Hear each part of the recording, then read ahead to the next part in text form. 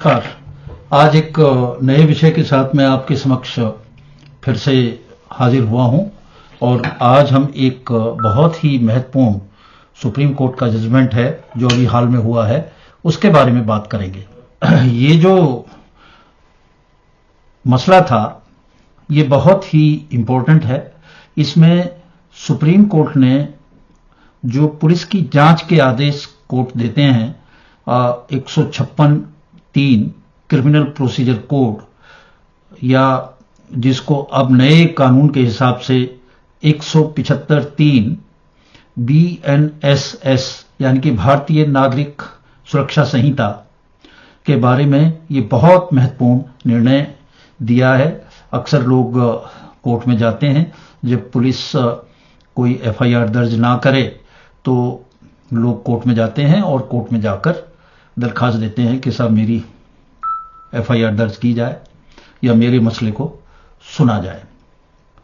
तो इसके बारे में बहुत ही महत्वपूर्ण जजमेंट जो है इस सुप्रीम कोर्ट की पीठ ने दिया है और इन्होंने कहा है कि जिस तरह से 156(3) के आदेश कोर्ट से किए जाते हैं वो जो चीजें हैं वो ठीक नहीं है। उसका जो उपयोग किया जा रहा है 156(3) का वो बड़ा मैकेनिकल तरीके से किया जा रहा है। उसमें कोई सोच नहीं है, सोच समझकर जो मजिस्ट्रेट हैं, जज हैं, वो उसकी बात नहीं कर रहे हैं। कोर्ट ने बहुत क्लैरिफाई किया इसको और बड़ा एम्फेसाइज करके कहा कि पुलिस को केवल इन्वेस्टिगेशन के मामले में कि इन्वेस्टिगेशन करे पुलिस, उन मामलों में आप आदेश दीजिए जिनमें आपको लगता है कि पुलिस की जांच के बगैर जस्टिस नहीं हो सकता। अगर पुलिस की जांच की आवश्यकता नहीं है तो पुलिस की जांच के आदेश बिल्कुल नहीं देने चाहिए। ये मामला है, इसमें एक वकील और एक पुलिस वाले की कोई कहासुनी हुई, बातचीत हुई। उसमें जो वकील साहब थे वो पुलिस स्टेशन गए, उस पुलिस ऑफिसर के खिलाफ FIR दर्ज कराने के लिए। वहां पे पुलिस स्टेशन में उनकी बात नहीं सुनी, वो FIR दर्ज नहीं की और इसके बाद उन्होंने जो है जो SP थे उनके यहां पे दरखास्त दी, उस पे भी नहीं हुआ। जो ये आम प्रोसीजर है 156(3) का, उससे पहले जो चैनल्स हैं उनको हम एग्जॉस्ट करते हैं और इसके बाद वो कोर्ट में चले गए। कोर्ट ने 156(3) में आदेश दिया पुलिस को कि FIR दर्ज करके इसकी जांच की जाए। इस आदेश के खिलाफ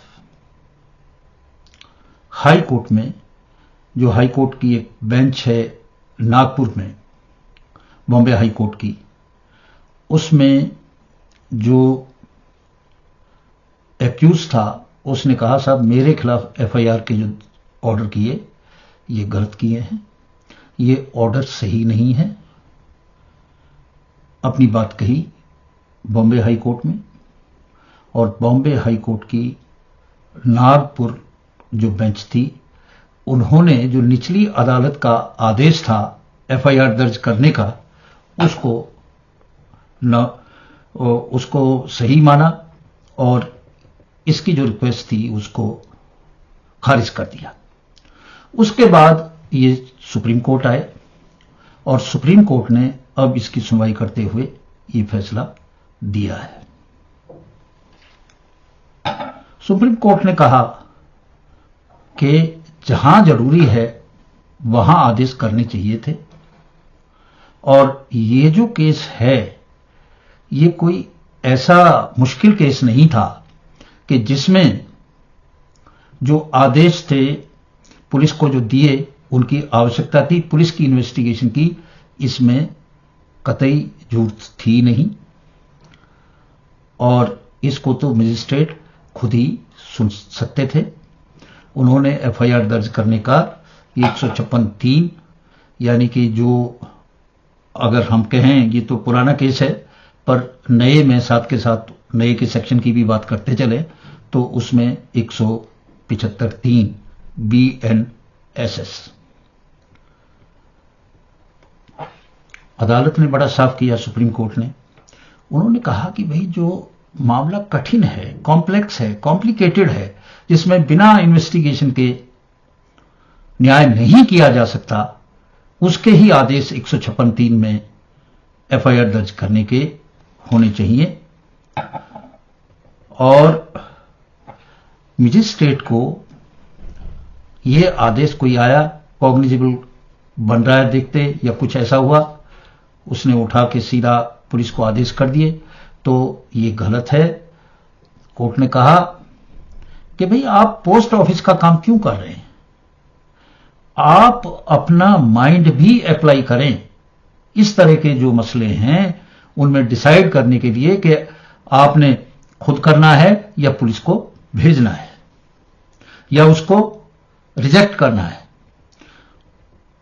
अब ये जो मामला था जिसमें उसने सेक्शन लगाए, इसमें सेक्शन 294 था, 323, 500, 504 और 506 आईपीसी।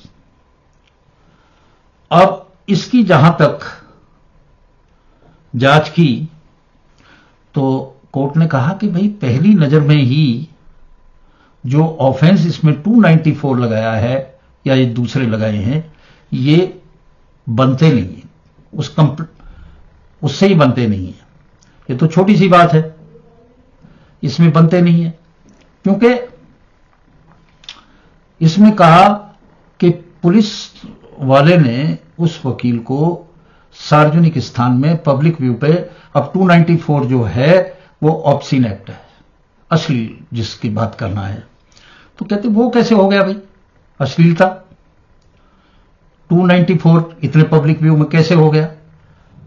और इसमें जो अश्लीलता हुई है उसके लिए कोई शब्द भी नहीं, कोई ऐसी चीज भी नहीं जिनसे ये ऑब्सीन एक्ट बनता हो, तो ये सारी चीजें ठीक नहीं है।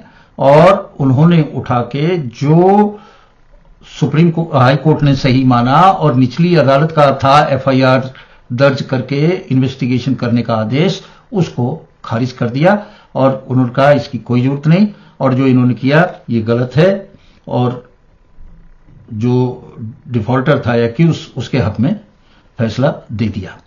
इसी निर्णय में एक और बात हुई कि आइंदा लोगों को परेशानी ना हो, इसके लिए भी कोर्ट ने जो नया बीएनएसएस है 175 सेक्शन और 156 सीआरपीसी का कंपैरिजन भी कर दिया।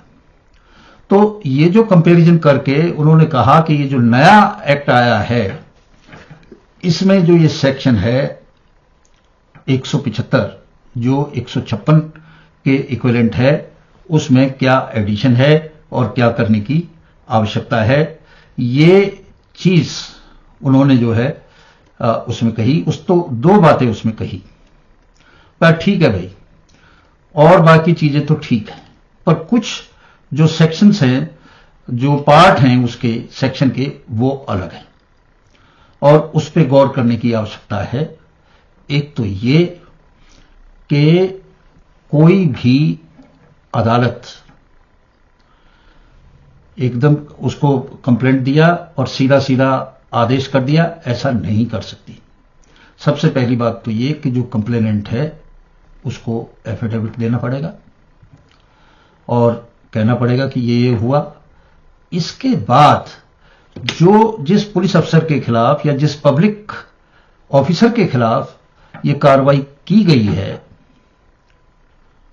उससे पहले उसकी इंक्वायरी की आवश्यकता है। तो यानी कि उससे उसका जो सुपीरियर है उससे रिपोर्ट मांगी जाएगी कि भाई इस इंसिडेंट में क्या हुआ। तो जो सुपीरियर है अपनी रिपोर्ट देगा कि ये क्या मामला है और इस मामले में ये कॉग्निजेबल ऑफेंस बनता है, नहीं बनता है, नहीं बनता है तो क्यों नहीं बनता, ये सारी बातें ये बताएगा जो सुपीरियर ऑफिसर है।